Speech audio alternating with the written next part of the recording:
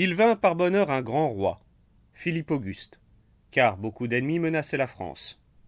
Il faisait rude guerre aux Anglais qui avaient alors de très méchants rois, et il leur reprit autant de provinces qu'il put. Mais tandis qu'il était occupé avec le roi d'Angleterre, l'empereur d'Allemagne pensa que l'occasion était bonne d'entrer en France. Il se flattait de ne faire de Philippe Auguste qu'une bouchée. Et il avait avec lui une grande armée et beaucoup de seigneurs allemands qui comptaient sur un riche butin. D'avance, ils se partageaient notre pays, s'attribuant chacun un morceau. Alors, Philippe Auguste convoqua tous ceux qui lui étaient fidèles, chevaliers et bourgeois, notables et manants. Ils vinrent en grand nombre. Et les communes, reconnaissant au roi de ce qu'il avait fait pour elles, lui envoyèrent leurs milices. On marcha au-devant de l'ennemi sans lui donner le temps d'avancer. Et il y avait beaucoup de discipline et d'enthousiasme chez les Français, qui comprenaient que la patrie était en danger, et qu'ils cesseraient d'être libres si l'empereur Othon était victorieux. On rencontra les Allemands et leurs alliés près de Bouvines, où la bataille s'engagea. Philippe Auguste, avec l'oriflamme de Saint-Denis, était le premier au combat.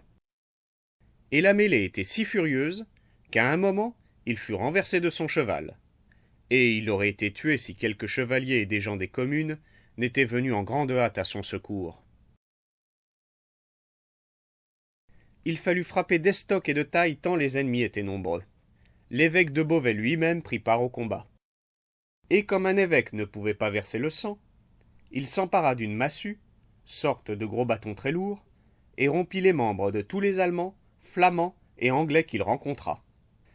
Il demanda seulement qu'on ne dît pas que c'était lui qui avait fait ce grand abatis.